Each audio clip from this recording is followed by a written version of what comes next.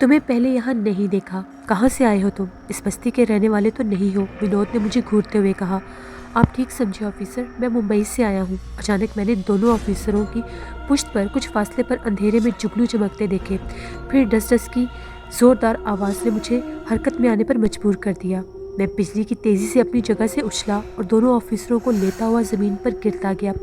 ज़मीन पर गिरकर मैंने इन दोनों को अपने साथ ही दो कलाबाजियाँ लगाईं और फिर तेज़ी से खड़े होते हुए मैं विनोद के होल्स्टर से पिस्टल निकाल लिया और जहाँ पर मुझे वो जुगनू चमकते हुए नज़र आ रहे थे मैंने इधर फायर कर दिया। जवाब में वहाँ से एक भयानक चीख बुलंद हुई। ये सब कुछ पलक झपकते हो गया। मैंने फ़ौरन जग्गू की तरफ देखा, वो मेरे इशारे का मुंतज़िर था और फ़ौरन से उस जानिब दौड़ पड़ा जहाँ पर हम लोगों के ऊपर से फायर हुआ था। इतनी देर में दोनों ऑफिसर भी ज़मीन से खड़े हो गए।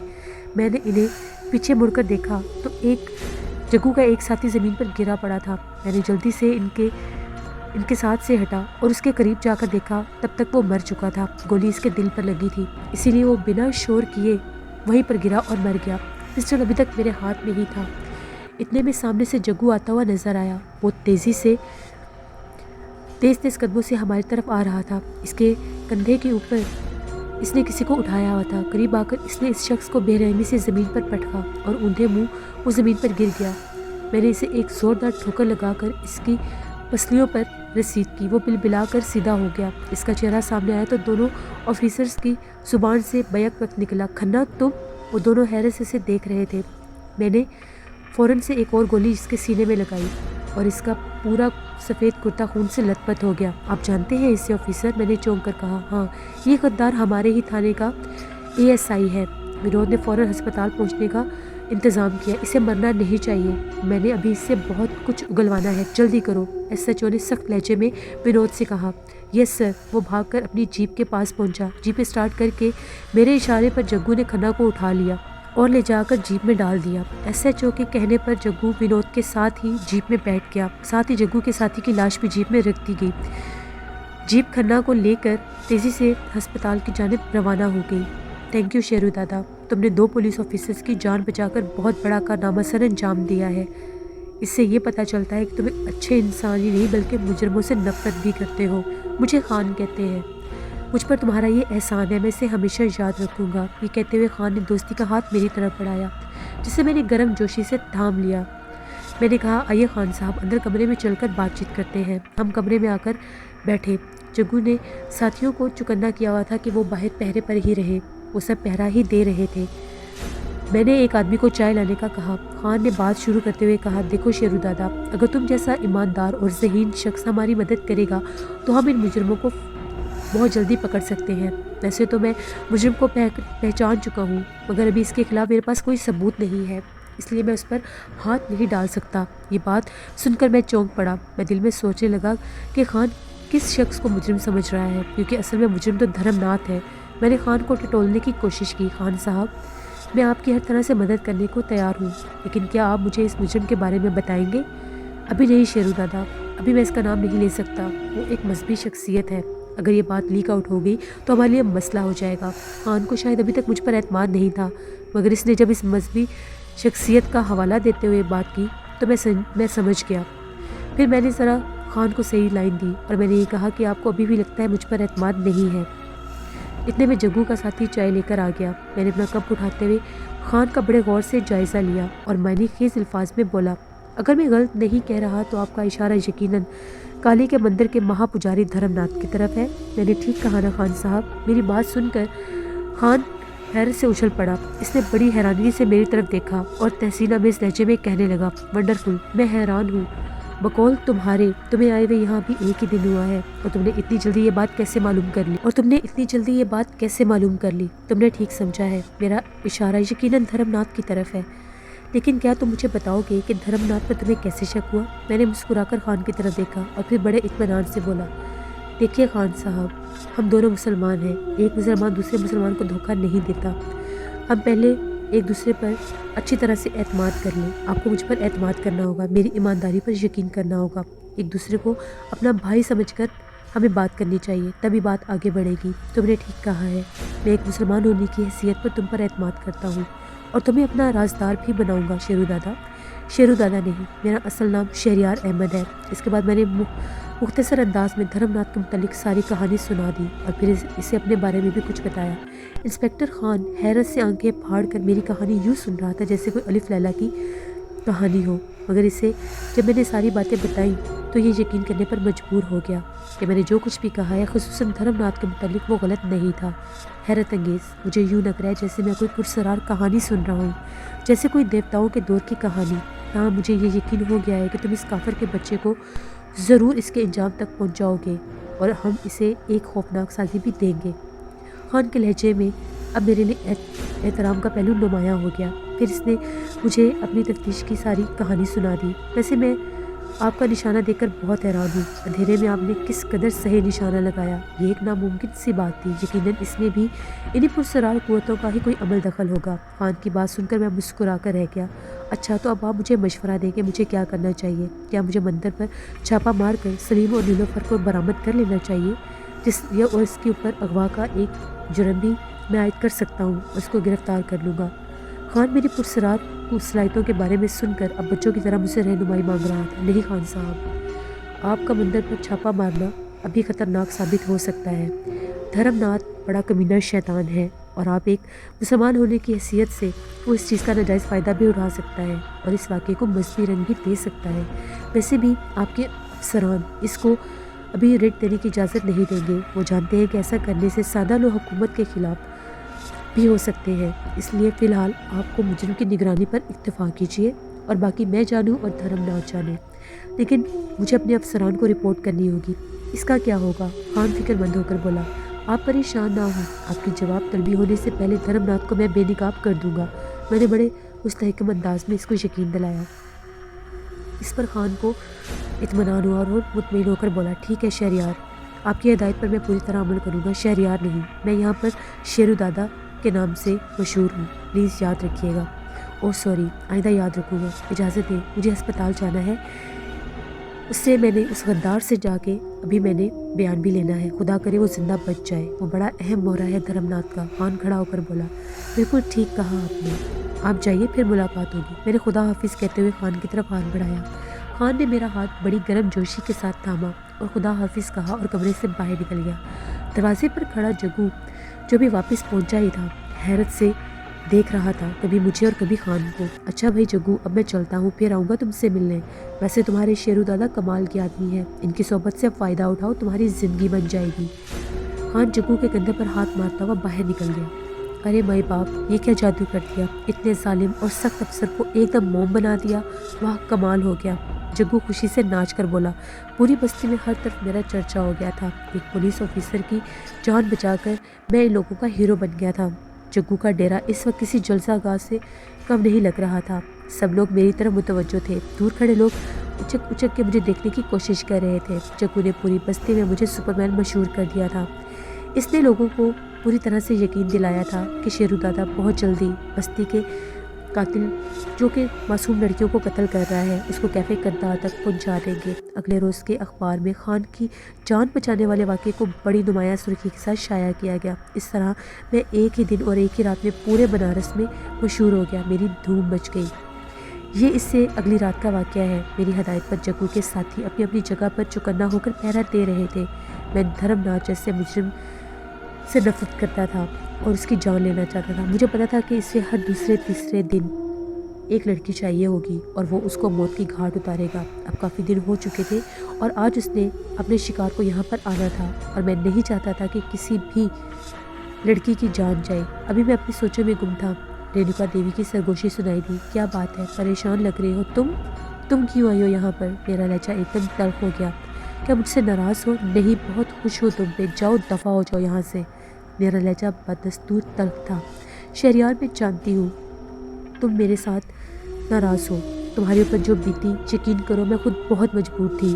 رینوکا دیوی کا لہجہ ندامت آمیز تھا۔ تم شاید دھرم ناتھ کی وجہ سے پریشان ہو۔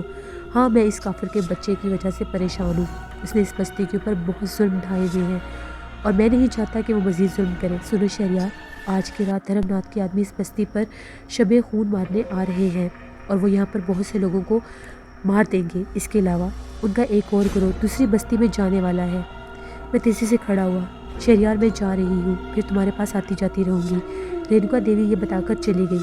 मैं फ़ौरन से उठा और मैंने जग्गू को बुलाया और इसे अपने साथ लेकर बस्ती का चक्कर लगाने लगा। जग्गू के आदमी अपनी जगह पर होशियारी से पहरा दे रहे थे। मुझे आता देखकर वो और भी मुस्तैद हो गए और वो एक दूसरे को नज़रों से पूरी तरह छुपे हुए थे।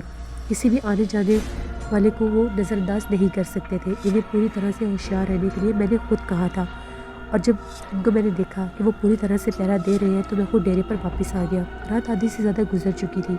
मैं बेचैनी से धर्मनाथ के आदमियों का मुंतज़िर था। जग्गू मेरे करीब बैठा था। कमरे से बाहर दो मुसल्ला आदमी बड़ी मुस्तैदी से पहरा दे रहे थे। वो गाहे बगाहे कमरों के आसपास चक्कर लगा रहे थे। अचानक जग्गू कहने लगा, माई बाप, रात काफ़ी गुजर गई है और आप आराम कर लो ना। मेरा ख्याल है कि वो लोग आज नहीं आएंगे, और फिर मैं तो जाग रहा हूँ, आप थक गए होंगे। नहीं, मैंने चौंक कर कहा, इतनी जल्दी मुझे नींद आने वाली नहीं है, अभी तो रात रहती है। मैं मुसलसल जाग सकता हूँ, ऐसी 10 रातें भी जाग सकता हूँ, और ये लोग अभी आएंगे, वो ज़रूर आएंगे। आप इतने यकीन से कैसे कह रहे हैं? क्या कोई मुखबरी हुई है? जग्गू हैरत से बोला। ये भी तुम्हें पता चल जाएगा कि मैं इतने यकीन से क्यों कह रहा हूँ, मैंने मुस्कुरा कर कहा। अरे माई बाप, हम तो आपके बच्चे हैं, भला हमसे क्या छुपाना? क्या आपको अभी भी मुझ पर भरोसा नहीं है? वो कुछ अफसरदा सा हो गया। और जग्गू, मैंने हंसकर इसका शाना सहलाया, बेवकूफ़ी की बातें मत करो, मुझे तुम पर पूरा भरोसा है। दरअसल हर बात बताने का एक वक्त होता है, अगर तुम जिद करोगे तो सुनो। खुदा ताला की दी हुई कुछ सलाहियतें हैं मेरे पास, इन्हीं से मदद लेकर मैं इन बातों का पता लगा लेता हूँ। और मुझे पता है कि आज रात बस्ती से कोई और लड़की ज़रूर अगवा होगी और वो लोग कोशिश करेंगे, मगर देखो, हमें इस मुजरम को ऐसा नहीं करने देना, समझे? और एक और बात, मुझसे भी इस मुजरम का नाम मत पूछना, मैं नहीं बता सकूंगा। जग्गू हैरत से मुंह फाड़ कर मेरी बातें सुन रहा था। मेरी बात खत्म होते साथ ही मेरे पाँव पकड़कर बोला, समझ गया माई बाप, बिल्कुल समझ गया, अब पता चल गया। मैं बिल्कुल भी इसका नाम नहीं पूछूंगा, मैंने सही आपका नाम माई बाप रखा था। मैं मुस्कुराने लगा। लो रामू, जल्दी से जाओ और शेरू दादा के लिए चाय बना कर लाओ। मैंने कहा, हाँ, मुझे चाय की तलब हो रही है, और सुनो, चाय कड़क होनी चाहिए। तभी रामू ने कहा, जी साहब, मैं अभी लाया। रात का आखिरी पहर था।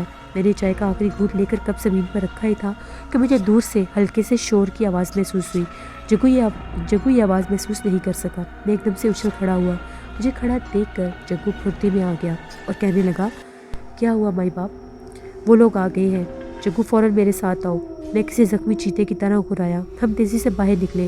हमें बाहर आता देखकर जग्गू के साथी भी हमारे पीछे लपके। मैं तकरीबन अभी दौड़ ही रहा था कि मुझे शोर की आवाज़ बहुत वाज़े महसूस हुई। हम आवाज़ों की सिमत में भागे। अचानक गोलियाँ चलने की आवाज़ें आने लगी। जग्गू और इसके साथी बड़ी तेज़ी से मेरे गिर्द दाएं बाएं आ गए। मैं समझ गया, उन्होंने मुझे अपनी हिफाजत में ले लिया है। मुझे इनकी वफादारी देखकर बहुत खुशी हुई। गोलियों की आवाज़ें सुनकर बस्ती वाले जाग गए। मेरे कहने पर जग्गू और इसके साथियों ने चिल्ला चिल्ला कर बस्ती वालों को घरों के अंदर रहने का मशवरा दिया। मैं नहीं चाहता था कि कोई बेगुनाह इन मुजरिमों के हाथों गोलियों का निशाना बन जाए। लोगों ने इस बात पर अमल किया और वो बाहर नहीं निकले। मुझे अपने आदमियों के ठिकानों का इल्म था, इसलिए मेरी नज़रें तेज़ी से मुखालिफ सिमत में गर्दिश कर रही थी। फिर अंधेरे में मुझे मेरी देखने वाली कुछ पुरसरार कुव्वतें ने उस मुखालिफ सिमत की निशानदेही कर दी थी। इसके साथ ही मैंने पिस्टल निकाली और अपनी पिस्टल से एक फायर किया। गोली ने अपना काम दिखा दिया। जवाब में एक कर्बनाक चीख गूंजी। इसके साथ ही तेज़ी से मैंने अपनी जगह छोड़ दी, क्योंकि मैं जानता था मुखालिफ सिमत से अब एक गोली मेरी तरफ भी आएगी। ठीक इसी जगह मैंने 3-4 फायर और किए, लेकिन मैं काफ़ी दूर था। मुझे वो काम नहीं कर सके जो मैंने किए थे, और यही इनकी ज़िंदगी की आखिरी गलती थी। मैंने ठीक इस जगह फायर किए जहाँ से इन लोगों ने मुझ पर फायर किए थे। फिर एक बार फिज़ा में 2 चीखें बुलंद हुई। मैंने अपने दाएं बाएं जानिब देखा। अंधेरे होने के बावजूद जग्गू के चेहरे पर हैरत के बेशुमार साए रक्स कर रहे थे। वो यकीनन इस बात से हैरान था कि मैं अंधेरे में किस तरह ठीक निशाने लगा रहा हूँ। जग्गू के साथी भी अंदाजे से मुजरिमों पर गोलियां चला रहे थे। अचानक मैंने महसूस किया कि मुजरिम अब भागने की कोशिश में है, क्योंकि उन्होंने अंधाधुंध फायरिंग शुरू कर दी थी और आवाज़ें दूर होने लगी थी। मैंने कड़क कर अपने साथियों को हुक्म दिया, कोई बचकर जाने ना पाए, सबको घेर लो। इतनी ही देर में जग्गू के बाकी साथी भी पहुंच गए। मेरी हदायत पर पूरी तरह अमल हुआ। जग्गू के साथियों ने एक वसी दायरे में फैलकर मुजरिमों को भागने से रोक लिया। तमाम रास्ते बंद कर दिए गए। मैंने फायरिंग बंद कर दी क्योंकि इस तरह अपने ही किसी साथी को गोली लगने का खतरा था। अचानक मुझे 2 आदमी अपनी तरफ भागते नजर आए। जग्गू ने अपनी पिस्टल सीधी की मगर मैंने इससे रोक दिया। क्या करते हो बेवकूफ़, इस तरह हमारे भी किसी आदमी को गोली लग सकती है। जग्गू ने पिस्टल वाला हाथ नीचे कर दिया। वो लोग कुछ और नज़दीक आ गए। मैंने बगोले की मानद अपनी जगह से एक कलाबाजी लगाई और फ़ौरन से उनके सामने आकर खड़ा हो गया और उसी तरह से उनके ऊपर फ़ौरन से फायर खोल दिए और उसी लम्हे वो ज़मीन पर गिरे और मर गए।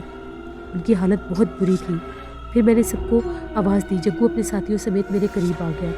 इन सब ने मिलकर एक फलक शगाफ कहका लगाया, शेरू दादा जिंदाबाद, और नारे की गूंज सुनकर इधर उधर दरवाजे खुलने लगे। लोगों के घरों की बंद लाइटें जलना शुरू हो गई और साथ ही मेरे सारे साथी दीवानावार नाचने लग गए। इन लोगों के दरमियान मैं खड़ा मुसलसल मुस्कुरा रहा था। अचानक ही खान की जीप बस्ती में दाखिल हुई। मैंने दूर से हाथ से इशारे से खान को खुशामदीद कहा और साथ ही तेज़ी से चलते हुए इसके नज़दीक पहुंचा। खान ने करीब पहुंचकर बेताबी से पूछा, क्या हुआ, ये फायरिंग कैसी? खान साहब, मुजरिमों ने आज फिर बस्ती पर अपना शिकार की तलाश करने आना था और मुझे इस बात का अंदाज़ा था, इसीलिए हम लोग पहले ही अपने साथियों के साथ यहाँ पर मौजूद थे और हमने इन सबको मौत के घाट उतार दिया है। मैंने मुख्तसर सारी तफसील बताई। तो क्या वो मुजरिम सारे मारे गए? मैंने कहा जी, सारे मारे गए हैं। तभी जग्गू बोला, ये सब कुछ हमारे शेरू दादा ने किया है। शेरू दादा ने उन सबको उनके कैफ़े करदार तक पहुंचा दिया है। वंडरफुल शेरू दादा, ये तो वाकई आपने कमाल कर दिया। विनोद जीप से टॉर्च निकालो, खान ने मुसरत भरे अंदाज में हाथ हिलाकर कहा। विनोद ने टॉर्च निकालकर रोशन की और ये एक छोटा सा मैदान था। इसके आसपास मकानों में रोशनी होने के बावजूद यहाँ खासा अंधेरा था, इसलिए टॉर्च चलानी पड़ी थी। हमने टॉर्च की रोशनी में मैदान में मुख्तलिफ जगहों पर घिरे हुए मुजरिमों की लाशों को देखा और वो सब ख़त्म हो चुके थे। वो तादाद में 7 थे और सब मेरी गोलियों का शिकार हो चुके थे। मैं भी इनके करीब पहुंच गया। मेरे हाथ में अभी भी पिस्टल मौजूद थी। चंद ही लम्हों में तमाम मुजरिम अंजाम को पहुंच चुके थे। मैंने पूरी तसल्ली करने के बाद कि कोई मुजरिम नहीं बचा, बहुत ज़ोरदार कहका लगाया। सब बहुत ज़्यादा खुश थे। तभी खान ने मुझे अपने कमिश्नर से मिलने का मशवरा दिया। जैसे मैं कमिश्नर साहब से मिला तो कमिश्नर साहब का ये कहना था कि हमारे पास कोई भी ठोस सबूत धर्मनाथ के ख़िलाफ़ नहीं है। वो इस शहर की एक बहुत ऊंची मजहबी शख्सियत है। अगर इस पर हाथ डाला तो हमारे लिए मसला बन सकता है। हमें इस मसले को आराम से सुलझाना होगा। आखिर हम लोग क्या करें? मैंने कमिश्नर से ये कहा कि नहीं कमिश्नर साहब, इतना वक्त नहीं है। मैंने तल्खी से कहा और खड़ा हुआ। मगर दादा, कमिश्नर साहब जल्दी से खड़ा होकर अभी बोलने ही लगा था। मुझे कुछ सोचने समझने दें, मैंने इसे खामोश रहने का इशारा करते हुए कहा। फिर चंद लम्हों में मैं पुलिस और कमिश्नर की आंखों में देखकर कहने लगा, सुनिए कमिश्नर साहब, मैंने आपको पूरा प्रोग्राम समझा दिया है और अब जो कुछ करना होगा वो हमें खुद करना होगा। मैंने सारी पेशकश कमिश्नर के सामने रख दी। इसके साथ ही जग्गू अपने तमाम साथियों समेत बस्ती में पहुंच गया। सिर्फ 10 मिनट में वो पूरी बस्ती के मर्दों और औरतों को इकट्ठा करके लाया। पुलिस कमिश्नर और दूसरे लोग इतनी देर में वापस जा चुके थे। प्रोग्राम के मुताबिक इन्हें आधे घंटे बाद मंदिर में पहुंचना था। जग्गू ने सारी बात अच्छी तरह से समझा दी थी। लोग हकीकत जानकर बुरी तरह से मुश्तइल थे।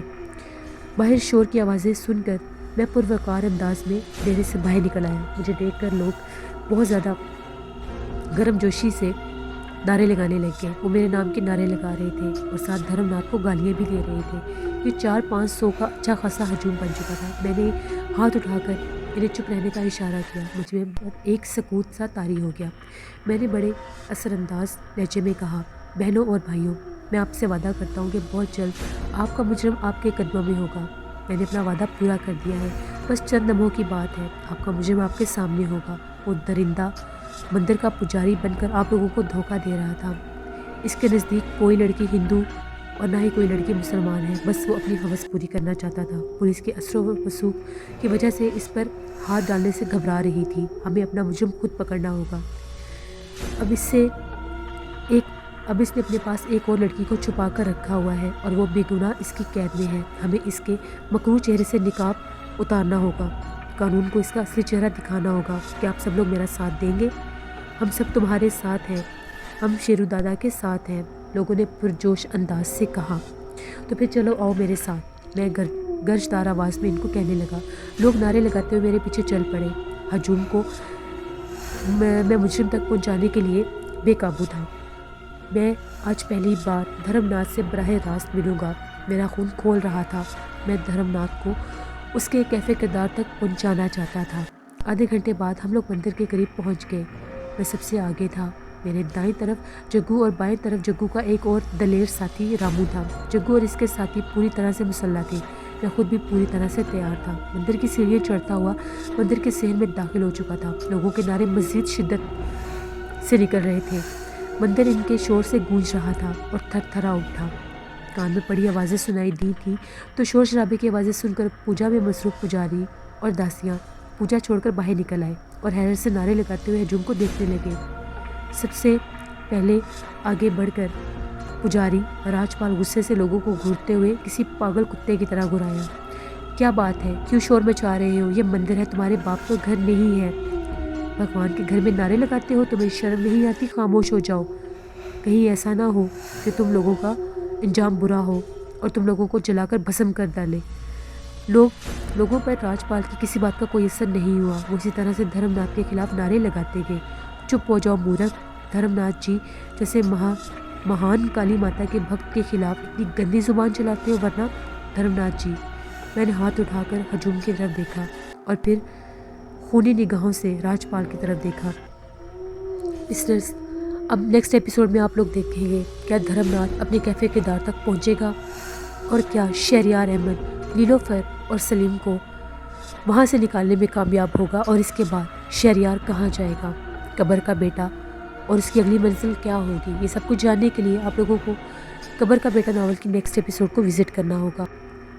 لسنرز، آپ لوگوں کو قبر کا بیٹا ناول کیسا لگ رہا ہے؟ اپنا فیڈ بیک مجھے ضرور دیں۔ جن لوگوں نے میرے چینل کو وزٹ کیا اور ابھی تک سبسکرائب نہیں کیا، میرے چینل کو ضرور سبسکرائب کریں۔ انشاءاللہ کل آپ لوگوں کے ساتھ قبر کا بیٹا ناول کی نیکسٹ ایپیسوڈ میں دوبارہ ملاقات ہوگی۔ Thank you for watching, stay blessed, اللہ نگہبان۔